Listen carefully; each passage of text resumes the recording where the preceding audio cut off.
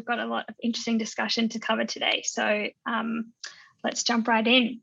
My name's Evie Fox-Coob. I'm the Deputy Chair of the New South Wales Women in Economics Network and a Senior Analyst at Deloitte Access Economics, and I'll be moderating the discussion today. I'd like to acknowledge the traditional custodians of the country on which we're meeting, and for me in Sydney, that's the Gadigal people of the Eora Nation, and pay my respects to elders past, present and emerging. So today we're talking about the New South Wales Government's review into women's economic opportunities. And I'll just call that the review from now on, since it is a bit of a mouthful. But the review is acknowledging that women have lower economic security and participation than men. This is driven by structural and societal barriers, which we'll get into, and the government is considering reform opportunities to address these barriers. So the review is being conducted by New South Wales Treasury, as well as Women New South Wales, the Department of Education and other government agencies. And it's also being consulted by an expert reference panel, which is designed to support or represent stakeholder perspectives and provide contemporary insights and advice. We've got 2 members of that panel today, which we're very grateful for. Other consultation includes the New South Wales Council for Women's Economic Opportunity, and we also welcome members of this council to the webinar today. So as a New South Wales Committee of Female Economists, it seemed only appropriate that we have an event to discuss this landmark review. And I think it's particularly interesting in the context of the federal budget and what was and maybe wasn't announced for women and their economic opportunities. So we're very excited to hear today from these distinguished women and get into the review. And I guess the main purpose of today is to specifically talk about what can the New South Wales government do to support women's economic security. So as a brief introduction on our panelists, today we have Sam Mostyn. Sam is the chair of the Expert Reference Panel and president of Chief Executive Women. She's a businesswoman and sustainability advisor and a long-term advocate for women and gender equity, receiving an Order of Australia, partly for her distinguished service to women. We've also got Gillian Kilby. She's also on the Expert Reference Panel for the review and the New South Wales Council for Women's Economic Opportunity. Gillian is the CEO of the Infrastructure Collaborative and the Exchange and a particular advocate for women in regional areas. So then we have 3 experts on key focus areas for the review. So firstly, on childcare and care work, we've got Dr. Hayley Fisher. So Hayley's an economist working at the University of Sydney and the university's academic director in post-bachelor and continuing education. And her research focuses on how families are affected by public policy and family law. So then on parental leave, we have Dr. Marion Baird. So Marion is the Professor of Gender and Employment Relations at the University of Sydney and a presiding Pro-Chancellor at the university. And she was also awarded an Order of Australia for outstanding services to improving the quality of women's working lives. And last but not least, we have Janine Brederhoft on the gender pay gap. So Janine is the Research and Analytics Executive Manager at the Workplace Gender Equality Agency, or WGEA, which is an Australian government agency charged with promoting and improving gender equality in Australian workplaces. So it's a great opportunity to have all these distinguished women here. But we also want to note this webinar is a 2-way conversation. We want to hear from all our WEN members about your thoughts on the review. So please post in the Q&A your questions, ideas, comments, and upvote any questions you want answered. Really interested in the perspectives of economists and how we address these issues. So I'll now pass on to each of our speakers to provide around 5 minutes of opening remarks, and then we'll move into a discussion and Q&A for the remaining time. So I'll start with you, Sam. As chair of the Expert Reference Panel, can you provide us some context for the review? How did it come about? What's the process been? What are you really interested in unpacking today? And what are your overall aspirations for the review? Thanks, Sam. Thank you. Thank you so much, Evie, and thank you to you and your network for presenting us with some time to draw on the incredible expertise of women economists.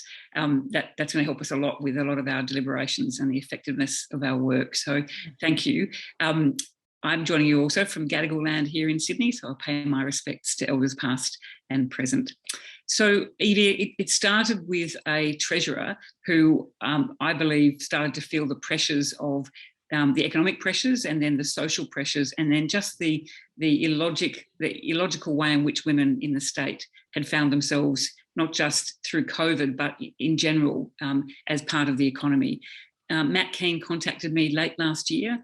He was already deeply involved in a more general review that is being conducted by Treasury, and it involves, as you said, a number of other departments, education, women, all sorts of community services. It's a very broad review that is being conducted by Treasury, and a huge amount of work going into that, and almost everyone involved in the New South Wales Public Service leadership has been invited to be part of that.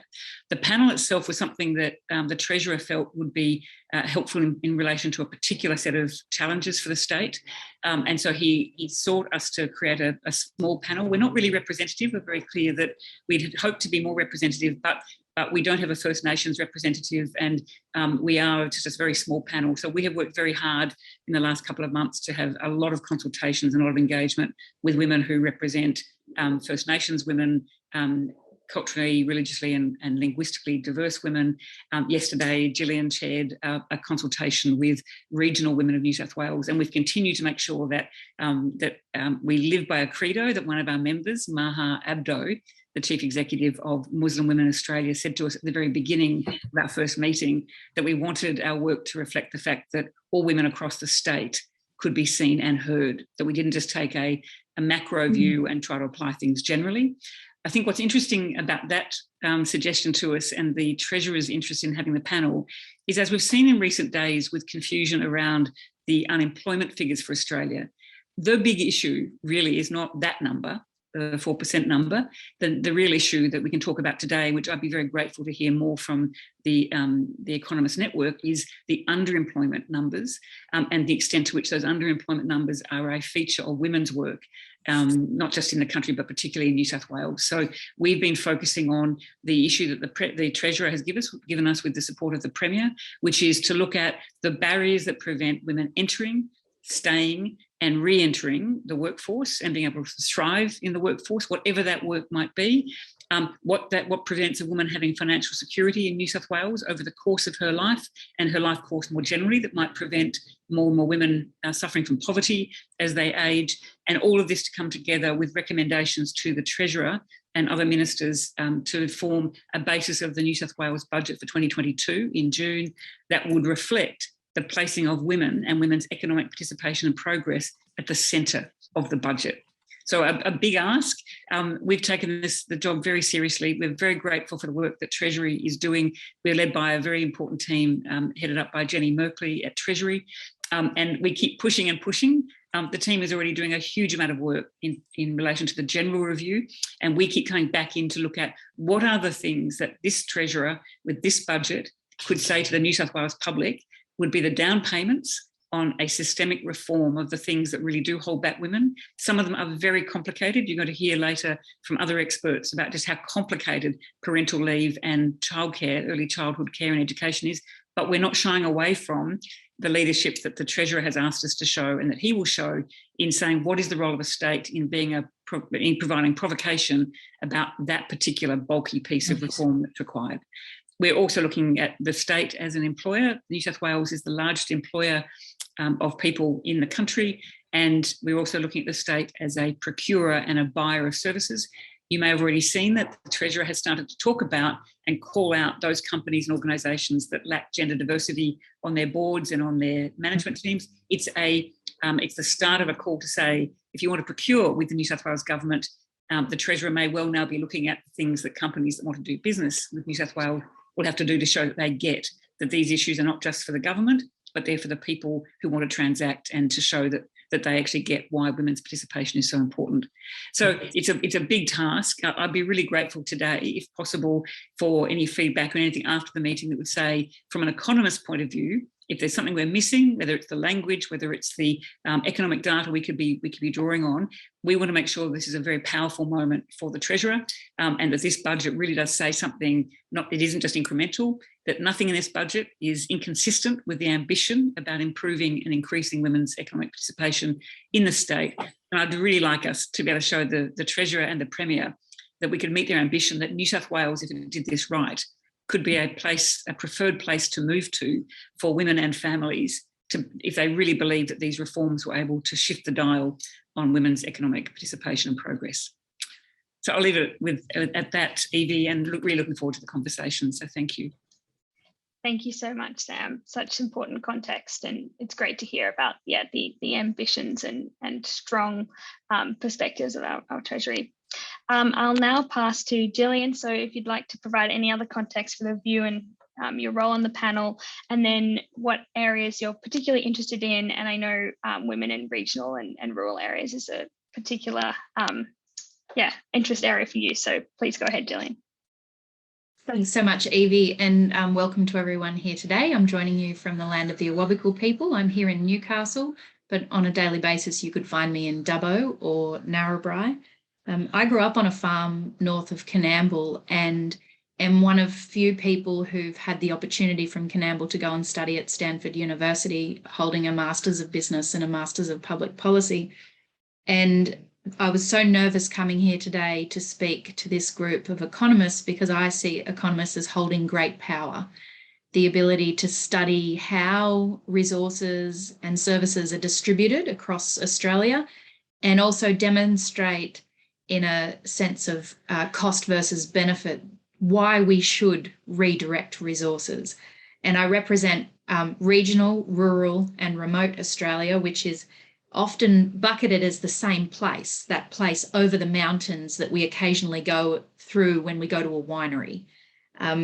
Regional, rural and remote are three very distinct parts of Australia, not to be bundled together, which we often do in our data and analysis. That's them and this is metro. And the problem with that is you lump Dubbo, where there are 20 flights a day, with Trangie, where there is not even a coffee shop open on a Saturday after 12.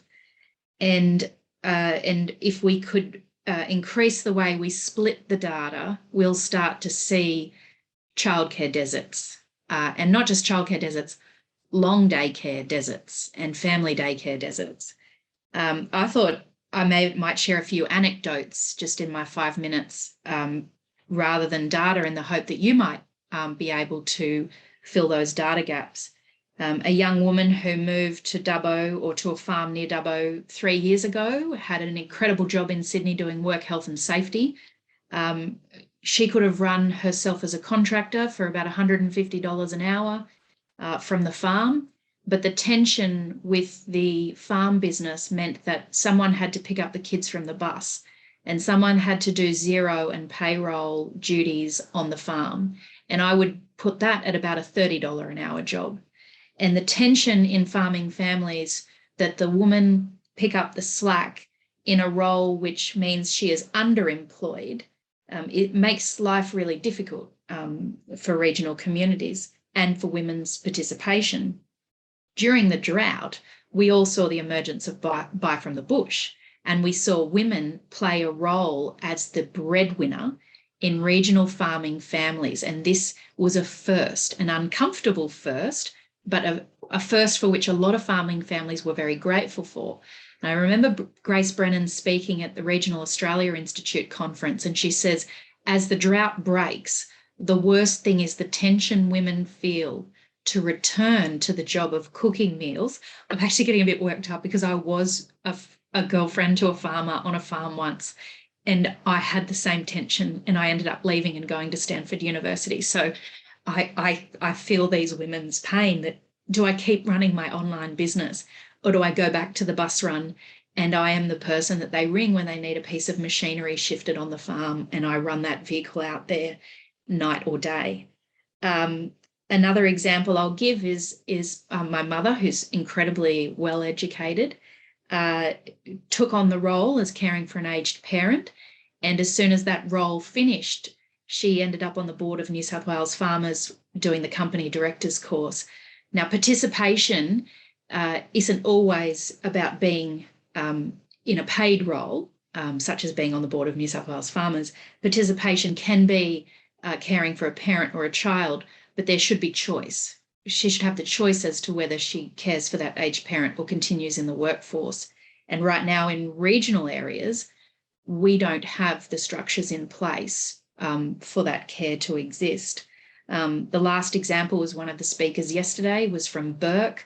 There are 39 childcare spots in Bourke and the centres falling down around them.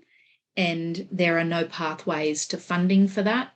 Well, there are 250 kids in that community, and there are police, teachers, nurses who need access to that so they can continue as an essential service, not just women who want to participate in the economy. And the last thing I'll say is, you could look at Dubbo and say, oh, what a cracking place. The unemployment rate was 2% during the drought, and it's now 3.7%. You know, they really have a lot of great jobs and they don't have an unemployment problem. But when I advertise a job at the Exchange, I will have up to 200 people apply, the majority of them women, and they are all either unemployed or underemployed. The data's not representative, and we can't change a regional Australia that is not showing up in the statistics. So thanks for your time today. Thank you so much, Gillian. It's always so important to hear those stories that back up all the data that we talk about every day. So now we'll move on to some of the focus areas for the review and some expert panelists we pulled to talk about these. So Hayley, I'll turn to you first. I'd love if you could speak about the scope for New South Wales government to address issues with childcare and care work, and sort of what's the problem we're addressing here, what are the current policies? And we also had a question sent in related to this, and Isabel asked, with childcare being such a crucial aspect of women's labour force participation, and this most in the hands of the federal government, what can state governments do to fill the gap? I'll pass over to you, Hayley. Thanks so much, Evie. I'm really pleased to get the opportunity to talk to the group today.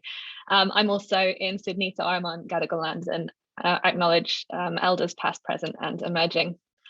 So caring, childcare and care work are really big areas. They're the things that come up when we think about what stops women from working, what stops them from making or being free to make the choices about their work and life that they want to make. And it's pretty universal. We've all received care from somebody at some point in our lives.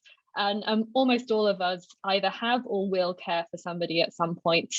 So that central experience of needing care and needing to provide care is pretty universal. And it's in some ways quite an exciting area to think about from an economics perspective, because there are so many multi-dimensional wins that you can get from getting care, childcare, care services and caring work rights.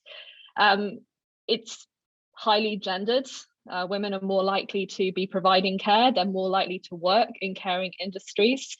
So if we invest in the care economy and we provide access to affordable care, good jobs in caring roles, we really build a foundation that's going to be strong for future economic prosperity. And I think when we think about caring, we have to really bear in mind that we all have lives that last for many years, and we make decisions about what education we undertake and what jobs that we take, thinking about what the future holds for us. So it's not just a case of thinking about what decision do I make now when I'm trying to work out, do I go back to work? Do I stay in work? How do I balance the cost of childcare in my budget today? But what are the implications of those choices going to be, not just in 5 years' time when I might have a child who no longer needs that day-to-day care or might be at school, but what does it mean in 20, 30 years' time when I might be reaching retirement and looking at what my superannuation balance might look like?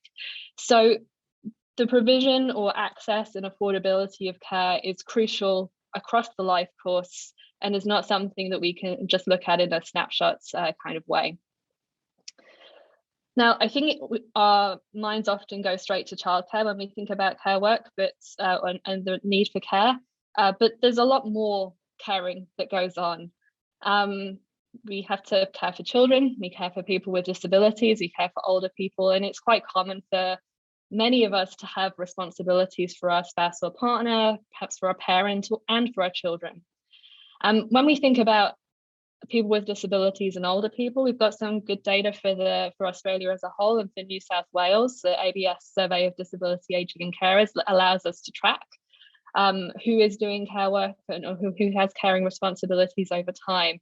And in New South Wales in 2018, 5% of women were a primary carer for a person with a disability or an older person. So that doesn't include childcare. It might be caring for children with disabilities, but it excludes that kind of early years childcare age. So 5.1% of women, not an insignificant amount, and that's a primary caring responsibility. That gets as high as 10% of women when we look at those aged 55 to 64. And that's a point in life where we might expect those early childcare responsibilities to have passed. But actually, additional caring responsibilities come into play. It comes back later in life, or it might be consistent as we move from caring for children through to caring for a parent, through to caring for a partner. Amongst that age group, almost a quarter of women report having at least some kind of caring responsibilities for somebody with a disability or for an older person. So this is really profound and important. And if we get it right, we can enable women to be to have more options about how they participate in the economy. And it goes without saying that with the aging population, this is something that's going to become more of an issue over time. It's not going away. It's something that there's a real case for investing in. When we think about childcare, costs force families to make difficult choices. Despite some of the more recent changes in federal policy related to childcare and childcare subsidies, there's still a decent proportion of families that can't afford childcare. They're making decisions about their participation in the workforce that are based on their budget today, not on the future implications of that. They might be stepping off career tracks, sacrificing future wage growth and sacrificing career gains. And then that's going to have implications later on for their superannuation. And when we think about those single mothers, this is an even bigger balancing act. How do you try and piece together the framework and support that you need in order to care for your child and stay somewhat attached to the labour force if that's what you desire to do? So what do we know about people who have caring responsibilities? Well, they are less likely to be relying on wages or salary as their main source of income. They're more likely to be relying on government payments. And again, this is where the federal government has a lot of responsibilities that could help to support those with caring responsibilities. We also know that having caring responsibilities tends to contribute to the persistence of disadvantage. So having caring responsibilities at key points in your life can stop you from making that next jump into, say, going to university, taking that next job that puts you onto the career track that you're looking for. So it really can entrench disadvantage if we don't support women with caring responsibilities across their life cycle. And also, the decisions that are being made might have long-term implications that are not being thought about in terms of what happens if a relationship breaks down. If a woman is partnered and they're stepping back from the labour force because that makes sense financially right at that point in time, and that might not make as much sense 3 or 4 years down the line if that relationship breaks down and she's looking to try and support herself as a single parent. Okay, so what should we be doing? What can New South Wales do, given that this is an area where there's so many federal responsibilities? I think one of the key areas where we can think about supporting those with childcare responsibilities is with preschool. So preschool is firmly within the realms of what the state government it looks at. And it's a policy decision how much that costs for a parent. If we look at the costs of preschool across states, they seem to be a little bit higher in New South Wales than in other states, which suggests that there's a real investment that could be made to enable better access and more affordable access to preschool for those those children who are shortly to start school. Victoria has invested in trying to extend the amount of preschool availability to 3-year-olds, and that's something that could make a real difference and be complementary to any childcare support that's coming from the federal government. There's also the nice added bonus there that if we're employing well-qualified early childhood educators, then there can be a child development bonus there too. So this really profound impact, not just on the lives of the women who might be able to better access the labour force, but also for their children and for those educators that have good and secure employment in that process. What else can the New South Wales government do? I think that one aspect here is thinking about the life journey that a woman is going to have, where they'll have some carrying responsibilities that come and go, and they may have to lessen their engagement with the labour market at various points in time due to those demands. Making sure that appropriate training opportunities are available and accessible to women so that they can go back into the labour force and accelerate back to where they might have been in their careers. And when we look at some of the way that, for example, New South Wales offered free courses during the COVID-19 pandemic through TAFE, a lot of them were quite focused on digital skills, and possibly more masculine male occupations. We could put some of the occupations or training that is suited to more feminized industries in those schemes, so that there are clear opportunities for women to get those, to reskill and get back into the labour force when it's time for them to do so. Finally, thinking about New South Wales as an employer, and as a procurer, thinking about how can we encourage high quality flexible work arrangements. Now, this is a bit of a double-edged sword because flexible work can sometimes be pretty bad if the flexibility is on the part of the employer and not on the part of the worker. But hybrid working works clearly for more occupations than we thought it did 2 or 3 years ago. How can we make sure that we embed that flexibility and the hybrid options so that women with caring responsibilities just have that ability to vary their working day to accommodate the caring needs that they have? And at the same time, that those employers continue to value their contributions and allow them to make progress in their careers whilst they're balancing their family responsibilities. So I will leave it there. Thank you. Great. Thank you so much, Hayley. So many great ideas there at the end and setting the scene. I'll move to you next, Marion. So you have advocated for national paid parental leave, and it was finally introduced in 2011. But why is parental leave so important? Where are we at now in terms of the system? What was announced in the budget? And in particular, what can the New South Wales government do in this area? Thank you, Evie, and good afternoon, everyone. It's a real pleasure to be here. And thank you for inviting me. I would like to acknowledge that I'm also coming to you from Sydney University, which is on the lands of the Gadi people, and I pay my respects to their elders past, present and emerging. If it's all right with participants, I'm going to share a screen because I did think about this question about parental leave, and similar to some of the conversation we've had so far, it is a federal scheme. But that doesn't mean there isn't space for New South Wales to do something perhaps quite innovative. And so I'm going to share the current scheme so people can sort of locate it and put up some ideas, some of which might be already considered, some of which you might think that's not a goer, but I just think this is a lovely opportunity to think about these issues because, and I thank Sam and your review team for inviting me. I don't recall another time when we've done this at the state level, and it's really I think it's a fabulous idea. I was just thinking as we were talking and you were introducing the whole session, Sam, we often look to California as the state in America that does something different. And I think New South Wales could position itself a bit like that. We are, by European standards, a country. We always compare ourselves to Sweden, Norway, and Denmark for our good work and family policies. Well, we're bigger than those countries often. So this is a real opportunity to think New South Wales has a big economy. It's an important economy. And I think there's great opportunity for us to do something that sets the state apart. So I'll just quickly share the screen, and don't get a fright because I'm not going through a lot of, there we go. So I'll just put it here, and I have acknowledged country.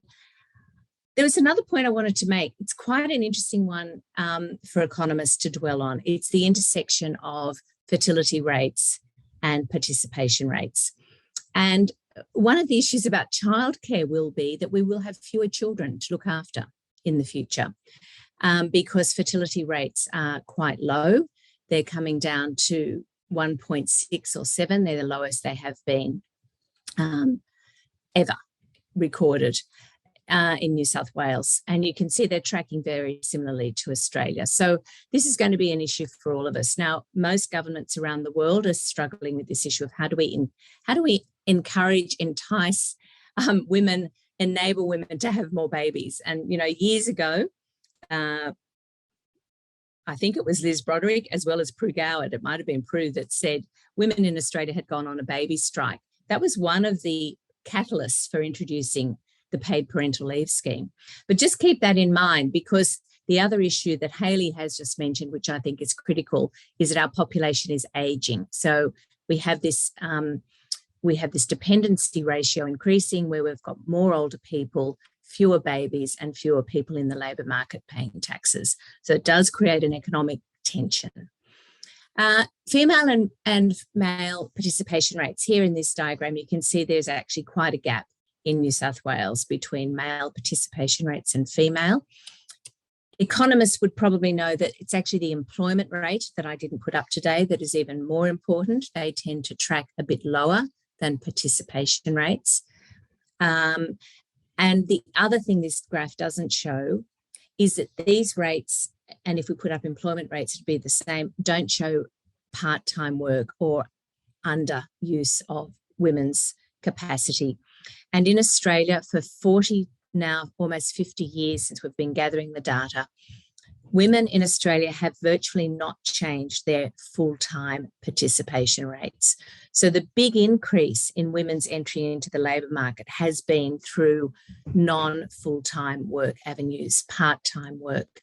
Now that creates a whole set of, it sets up a whole set of issues that women have to then grapple with as they go through the labour market over their life course. They're working shorter hours, have less access to opportunities at work, usually as a result of that. There's the big gender pay gap, and of course that leads to the superannuation problem. So the part-time work issue, and that's what I think we have to be really mindful of, because a lot of women will say, that's how I like to work to manage my childcare responsibilities. And this is, perhaps flexible working is one way of coming at it slightly differently. But I was asked to talk about the Australian system of parental leave. We won't go through every box, but this is really trying to represent to you how many parts there are to our parental leave system. Most of the time we focus on the paid parental leave system that was introduced in legislation in 2010 and began in January 2011. It's just been changed or suggested to change to 20 weeks per couple, if you like. Now we can talk about the benefits of that. I have reservations around that because it's paid at the national minimum wage. I doubt that fathers will share much in the 20 weeks. That has to operate in conjunction with the unpaid job protected leave that's in the Fair Work Act. So those two operate to provide sort of the federal legislation. But also we have a system that is closely integrated with employer paid leave. And that has always been the case. The Productivity Commission recommended this setup, and also it sort of represents the legacy of Australia's industrial relations system, where we got our unpaid leave and eventually our paid parental leave from. I want to come down here because this is the New South Wales legislation and regulation for public sector workers. And as Sam rightly pointed out, the New South Wales government is the biggest employer in Australia, and one of the biggest employers, if not the biggest, in the Southern Hemisphere. So it has a lot of potential as an employer in its own right, but also as a pace setter. And I think this is a really critical point, that if a firm sets a standard in a competitive labour market, which we're in now, it is more likely that other firms will respond and try to replicate those policies. At the moment, the legislation is 14 weeks primary carer leave. Either parent has access to that, paid at their regular wages. So in that way, it's different because it's at the employer level. It's not at, doesn't come out of Department of Social Services. So it's paid at replacement wages.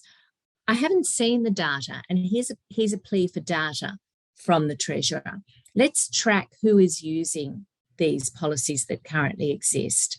That would be really, really important. And then we can evaluate, if we make a change, what the impact of that change is. There's also now 2 weeks at the time of birth, adoption or surrogacy for the other parent. And if the parents swap their leave arrangements, that parent can become the primary carer. So in a sense, in New South Wales, if you're a worker in New South Wales, you'll have access to the 18 plus 2 weeks of the national scheme at the minimum wage, plus anything your employer may give you if it's in the private sector, around 10 weeks for leading practice companies, and that's about 55 to 60%. Janine can talk about that. Enterprise agreements have them largely around 12 weeks, but in the public sector in New South Wales, it's 14 weeks. And interestingly, 14 weeks in New South Wales is a bit longer than other states. One state has 18 weeks after a period of time. So New South Wales could set the pace a bit more there. I'm not going through all that detail. I just wanted to list a whole lot of things that are now being researched and are being discussed around the world, and areas that New South Wales really could look at that would distinguish it from other states and other countries. And this is all on a baseline of, we do want to ensure that we provide quality work, or what the ILO called decent work. There's no point, I think, in getting women to work in crap jobs. So what we want to do is create jobs that are of quality, are reasonably flexible, and are well paid, because that's what we want the economy to be built on, good jobs. I think, in line with what Hayley said, we could have much more active and really known return to work policies, a process whereby we encourage women to return to the workforce, not just women who've had children, but women who've been out for a period of time and seek to reskill and reacquaint themselves with workplaces and the way work is done and the technology. We don't have anything in Australia, and now we don't have anything in the federal system now, and we don't have anything really in New South Wales that is a dedicated or reserved piece of leave for fathers. And we know from the research that if we want more women to work longer hours, someone else has to pick up the baby and infant care. And for young babies, 1 to 2 years old, up to 3, if we could get that to integrate with the preschool system. And here I would say we need to have integrated policies. Parental leave needs to segue into childcare, into preschool care. At the moment, we have all of these different systems sitting separately to each other, and the linkages are not clear, and in fact, in most cases, are not there. So we need a systematic and whole of care approach, if you like. There's a whole lot of policies that are coming through around fertility treatments. Now, if I remind you of the lower birth rates, this is really great, gaining traction. So this is treatments for men and women, and remembering that people now have their children at a much later age, which makes fertility and conception more difficult. Fertility treatment leave would be a real pace setter, and I know it would really be helpful for many women who are working. Australia actually, interestingly, is very poor on lactation leave facilities, and we don't have any legislation around this. It does come up in certain agreements and regulations, but we don't have a sort of a whole of state or country approach to lactation leave and facilities. Elder care, I was saying earlier before we started our webinar, I think is the real sleeper in our care tensions that currently pervade working women and women who are not going to work and are thinking, I can't possibly combine my responsibilities as a daughter or a daughter-in-law with what's expected of me to look after my aging parents or relatives. And of course, the aged care system is under such a cloud and not an attractive place for people to go. We need some elder care recognition and supportive policies. I think we could do a lot more work around that. That's just sort of an umbrella term. I haven't got exact points there, but I think we could have much better community care facilities for elderly people in neighbourhoods, rural, region and remote areas if possible. We also have a growing number of grandparents who are now working, because our generation of women in their 50s and 60s have returned to the workforce in greater proportions than any other group in Australia's history. These women not only have elder care responsibilities, some of them still have children, adolescent children, and others are looking after their grandchildren as well to enable their daughters and sons to go to work. So there's a huge amount of work that could be done here. Then there's a group of policies around reproduction again, end of pregnancy leave. We do have stillbirth, but there are other forms of end of pregnancy. Menstrual and menopause leave are really coming on. And this menopause one apparently is really, if you read the press, is coming through as one that is really affecting older women who are now saying, I can't bear to be at work, I'm going to reduce my hours or leave work.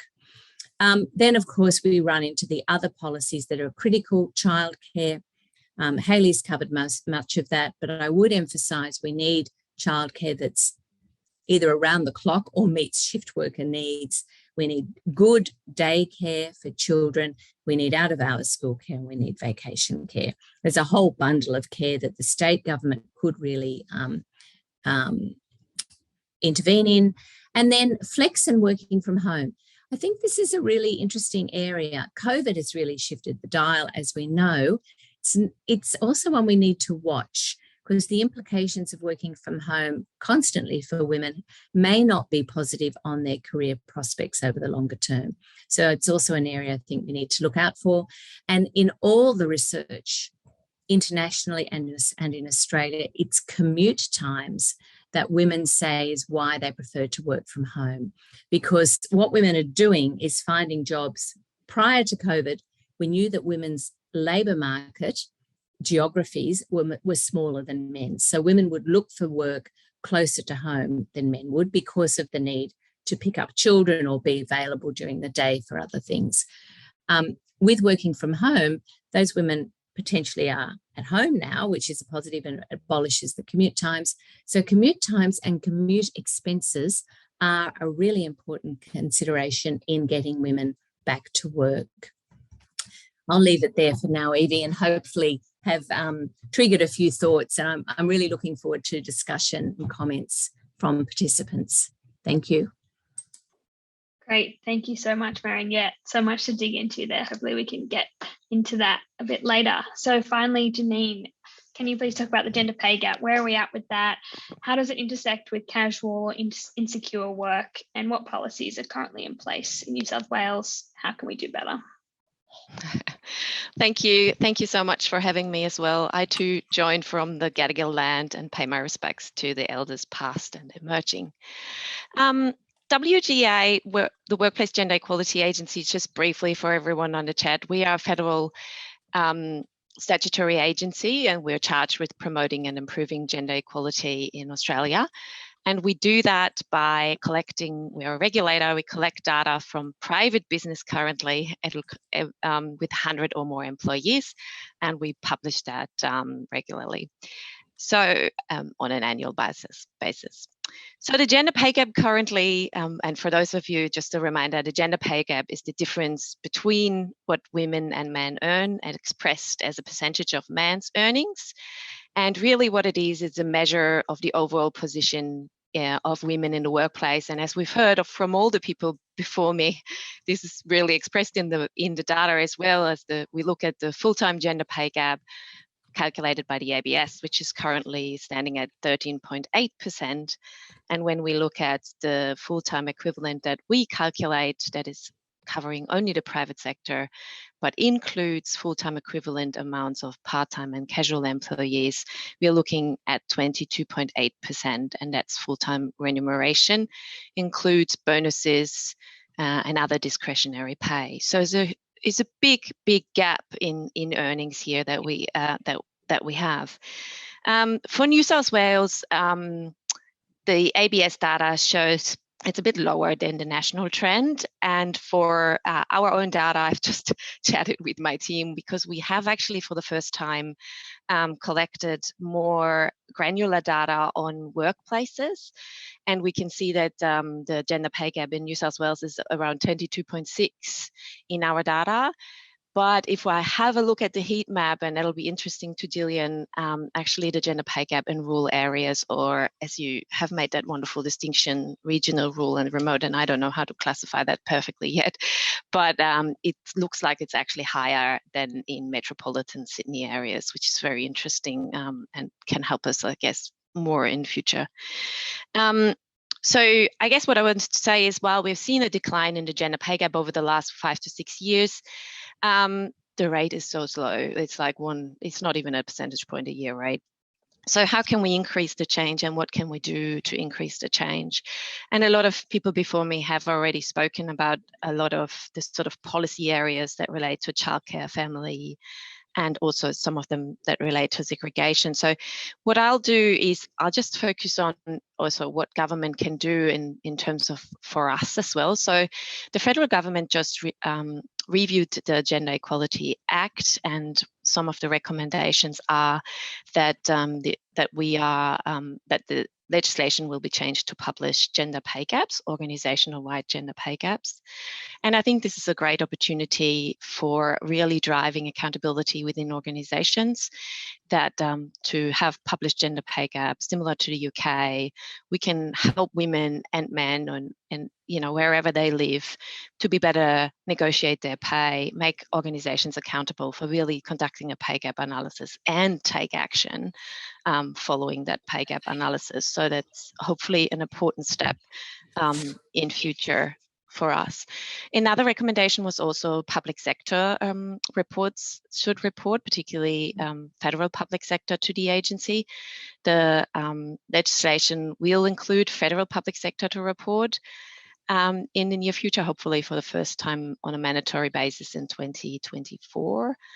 At the same time, the National Cabinet has also agreed in principle for state and territories to report, and I'm very pleased because New South Wales is very eager to get their public sector to report to us as well. So that will be wonderful in, you know, as somebody said, New South Wales as the biggest employer to become also more accountable and comparable, and can set themselves up and benchmark themselves against private sector, and, you know, enable more sort of accountability and transparency for all job seekers as well. So that's also something one can do. And then it was also mentioned before, I think Sam mentioned it, that we are very much in what government can do is really looking at gender equitable procurement, making sure, for example, increase in procurement from female-owned business. Government could set targets in this space, for example, but also making sure that sort of organizations have to report to us if they have 100 or more employees. That's something that's on the tender as well, that they have to show that they have reported to us. And so therefore gender is in an organization, you know, organization's mind. I guess one could also mandate requirements about asking organizations to set targets themselves in, you know, in the procurement process, or encourage and require companies that procure with government to have their own gender equality procurement policy available as well. So those are, I guess, just a couple of points that add to what everybody else has already raised in terms of how can we make sure that we reduce the gender pay gap and thereby improve women's economic security, you know, over the lifetime, and, you know, prevent more women living in poverty. Yes, that's all from me. Thank you so much. We'll move now into some questions and discussion, and one that came through from a member when they were registering was about upskilling and retraining women. So she asked, what can be done to fund women upskilling and retraining at a management level? So most offerings are geared to either new grads or those over 50. Most scholarships do not offer part-time study and flexible options, and even fewer offer distance learning. So how can we ensure single mothers and remote and regional based women have the same access as city-based counterparts to study and progression? I think, Hayley, you mentioned this before. I don't know if you wanted to take a stab. Sure.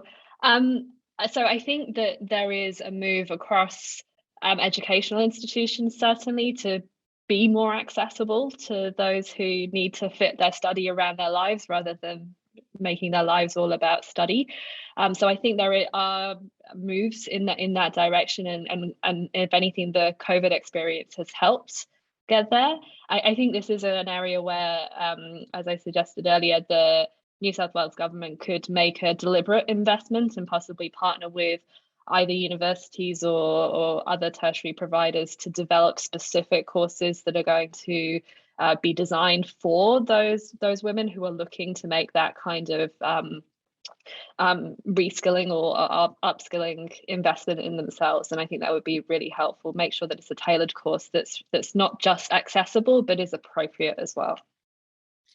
Evie, we've heard in many of the consultations that this is a huge issue, and we hear it across the board. So, and it's at all levels, whether it's managerial or upskilling into new parts of skilling, just to keep abreast of what's changing. But we also hear it from recently arrived refugees and migrants who are on particular visas, where we no longer use a TAFE system to do an articulation of those qualifications. We could do that again. And we also have a funny way of thinking that those recently arrived women who are highly skilled, highly qualified, have to go back through certification to HSC type work, which is just a complete waste of this incredible resource arriving in the country with good English. And really what they'd like to be skilled in is cultural norms in workplaces in Australia. So these are other skills that women say, if I just knew more about that, my pathway is clear. I can't make that up when I turn up as someone who hasn't worked in an Australian workplace. So we will look at many of those things, and we've heard it in every consultation: regional, outer suburban, remote, young, old. It's incredible the place that this would play in releasing women and to have confidence. Marion, please go ahead. Thank you. I really want to support this one because I think COVID has been a huge bonus for us in that we could do a lot of that and reach women in, assuming our internet connections are good, in regional, rural and remote areas by facilitating training online.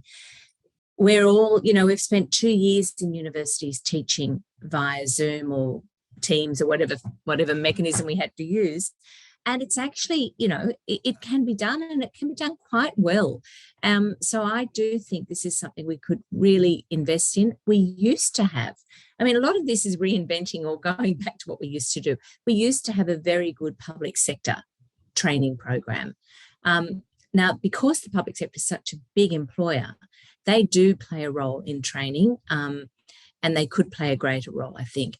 But to reach small and medium enterprises, size enterprises, and enterprises across the whole geography of New South Wales, I think we should be looking at much more innovative methods of doing that. And Marion, you'll be pleased to know that the Public Service Commissioner for New South Wales has been deeply involved in the review. So there's a lot of great ideas. Really pleased. Yeah. And I think that could be back down to, very sophisticated mentoring schemes that you could do, in large groups. It doesn't have to be the one-on-one. And I think we could really, Sam, you've got huge expertise in that, but we could really think about doing some very innovative mentoring schemes that way too. Great. Thank you, everyone. Sorry. No, did you have anything else to add? I actually had a follow-up question for you, Marion, on parental leave. So I've noticed in research that when there is dedicated father's leave, part of the issue can be take up of it, even when it's available. So what do we know about how we can incentivize that take up if we do introduce that? Yeah, thanks, Evie. This is an area where the research is very clear. It's one of those areas where if you can actually give an answer and say we know what we could do. There are 2 or 3 elements that really enable fathers to take leave. And it's also an area that where we change the policy and the behaviour will change. I think that's really critical. We don't have to wait for cultural norms to change. We can change a policy and that will lead to change. So the first is separate leave. It has to be separated from the mother's leave and it has to be paid at a reasonable replacement rate. That can be difficult in some enterprises. It's much easier for the very large, profitable companies to have good schemes. So if we could think of a way like a pooled fund to assist small and medium companies provide parental leave for their mothers and fathers would be a very good idea. Maybe an insurance system or something like that at that level. So it has to be a period of time that's dedicated for fathers, is paid at a replacement wage, ideally, and that fathers, once they start taking it and workplaces accept it, this is where the cultural bit does have to shift, that there's no stigma attached to taking it. Now, that's going to be slightly problematic in some places, but that shift can happen very quickly. And we know from the research we've been doing on younger men and women in Australia, they are eager to use parental leave and flexible work policies. So I think if we put the platform there to enable them to do it, they will start to use it. So dedicated time, paid at an appropriate rate, a high enough rate to live on, and workplace cultures, or remove the stigma. Just say it's normal to do that. Now, in order to actually boost their involvement, you can have an incentive system where some part is reserved for mothers, some for fathers, and if they both take it, the sharing of that leave, you get an extra month or two or whatever we want to do. So it's sort of a bonus system, which really then does shift what happens within families. And remember, this should be set alongside childcare, because what we want to do is enable families to look after their infants until they're probably 2. Ideally, I think most parents in Australia actually don't want to put their little ones in childcare. So we've got to have a system that enables them to get into when the 18 months to 2-year-olds can reasonably enjoy daycare for some time during the week and then go into a good preschool system. And so that all needs to be integrated. And that integration, I think, is really critical. Evie, just one quick little thing for people to note. I hope everyone on the call noticed that the Premier took 2 weeks leave with the birth of his recent child. And that was in a very difficult time, floods, supported by the Treasurer, who said, you can trust your team to keep going. The Premier was in Lismore, living there for a week before he took that leave. He took the full 2 weeks. He didn't come back. He took enormous pressure from a lot of parties to say that's not what leaders of state should be doing, but he did it. And I think, to add to Marion's point, we've got to see more very senior men doing it constructively and setting a tone that it's not a barrier to leadership, so that it means at mid-level they can still be leaders. And it was a really great thing that the Premier did. Not everyone noticed, so I just thought just a big tick for the Premier. I agree, Sam. And look, if male leaders can do it, then female leaders can do it. And that's also an issue, because a lot of women stay at their level because they look up and look at those jobs and think, I can't ever do that work because the time commitments or expectations are just too great. Yeah, that role model effect. Yeah, Gillian. Oh, sorry, Evie. I was just thinking about the comment around our desire to put our child in childcare or keep them at home. And I have an 8-month-old, and she goes 3 days a week, and she's out there with Millie, our babysitter, right now. And it is a tough decision. I wish that childcare was the Rolls-Royce option. I wish that when I said, oh, my daughter's been going to childcare, people didn't say, oh, but she's so little. I wish it was, good on you. She must be so smart going so young. I wish it was the premium option or an equivalent option of staying home. And at that point, we would probably get more of the women from my mother's group handing the kids over to childcare if it was the Rolls-Royce of the options. And I thought the point that at 18 months to 2 years, they can really enjoy daycare. And is that about having a targeted development program at that age that is perceived as the preschool, my kid's going to get ready? So just one thing that Gillian has raised, which I just want to give everyone on the call another sort of sense of what we've been doing as a review team. We're not assuming that you can suddenly create that Rolls-Royce and high quality care without paying respect to the workers that we would expect. So we want to build a huge amount of demand for these great services, but the supply side really matters. And this is a majority women-led industries, early childhood education and care. And so we're encouraging the government to think about those workforces very productively around their skills, their pay, their career options, and to make these honoured jobs, not jobs that just fit in around everything else and are hard to do. So we're working on the supply side as well in the discussions with Treasury. Every time I walk into the childcare, I think of the statistic that those women are paid 30% less than teachers, and that's not good enough. I take in the odd block of chocolate for them because my daughter's probably not ever going to be the easiest kid to look after. The other thing is this is another anecdote from regional areas. We were trying to hire someone 3 days a week and they said, no, sorry, I can't go over 2 because that'll take away my childcare subsidy. And therefore she couldn't take the job. She couldn't start at 8 a.m. because we didn't have a daycare open that early.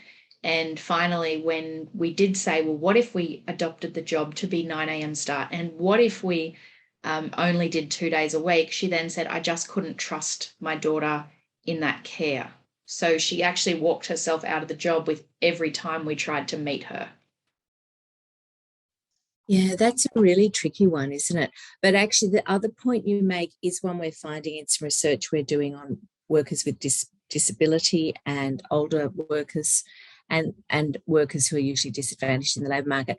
There's a real consideration of how it interacts with their social service payments, whether it's carers payment, aged pension or disability pension. And I know that Seniors Australia are calling for changes there. I do think this is an area that state and federal governments really have to talk to each other and work out where is that prime point and how can we structure the system so that the social service payment is not a barrier to taking on more hours of work. And maybe an economist knows the answer to this, but if I buy 2 days of childcare and get 2 free, does that motivate a person to take on that option? Like, are there incentives that work in the way we want them to work? Great question, Gillian. We also have a lot of great questions in the chat, but I think we're out of time. So maybe we'll just end with one final question, which I think has come up a fair bit, and it's around universal and free childcare. Is this possible? Is this feasible? And what are sort of the budget implications, I suppose? I don't know if you want to start on that, Hayley, or Sam, did you have... I was just going to talk about ambition. We've got a treasurer who said to us when we first met, this is step change moment. This is the time for great leadership. It's a generational, once in a generation moment to have a treasurer and a state prepared to do this. We know there's been some good work done in Victoria. Carol Schwartz led a review on gender engagement in Victoria. We're strongly of the view that some of the work that came through the Starting Better report that was presented to governments 6 months ago could provide a blueprint for a 10-year plan to work cooperatively between the states and the Commonwealth to get to a universal free early education and childcare system that was doing all of the things we've discussed. It was both care, education, would remove the 1 in 5 children who currently start school with some kind of cognitive disadvantage, and make sure we had a better set of young children starting through that preschool early childhood education and care, but make it available and accessible, and take away all of the drama of the subsidy system. We know that in COVID, the 3 months that for a certain cohort of families where childcare was suddenly free without having to look at the acquitting of the subsidies, those families felt for the first time what it was like to actually operate as a family without that drag on their income. We know that this is one of the top 5 cost of living issues facing Australians right now. So we're strongly of the view that the investment in this and have a phasing in period that deals with those who suffer disadvantage and those for whom this is a disincentive is one of the smartest ways to grow women's economic participation across the state. So we're going to be ambitious, but we know it's a big, complex, bulky bit of reform that will require a whole lot of state and federal leadership. Fantastic. Any final comments then from the panel as we might wrap up? Seems to me that is actually a fundamental policy, and I can't understand why we don't have it. Universal free early childhood education and care. And to go back to what Gillian said, because that is where we know children are looked after, educated, and will then benefit society as they grow older. So it's an investment in the future, as everyone knows. Yeah, Evie, my last comment would just simply be for the great economists on the call, anything you can do to amplify the economics of investment in those things that ensure that women are full participants over their life course is really important right now. I can't imagine why we're not hearing more of this debated in an election environment, but we need economists. Whenever I've been able to speak on behalf of CEW or in the panel, the arguments work when there's a good economic base, and the more we can frame these things, in addition to just the basic rights and the need to support women, into a frame of investment, the same way we do with every other piece of infrastructure. This is the great social infrastructure moment. It repays better than physical infrastructure, but we need as many of you as possible, if you can, to back it in and to bring your own insights as economists to the debate. That makes it so much easier for this to become an idea that's about leadership and who we might vote for. Perfect way to end. Thank you so much, Sam. Thanks to all the panelists for joining and all our members. Please send through any final comments or thoughts or questions to the New South Wales WEN, and we can send them through to the panel as well. Okay, thanks everyone. Have a great day.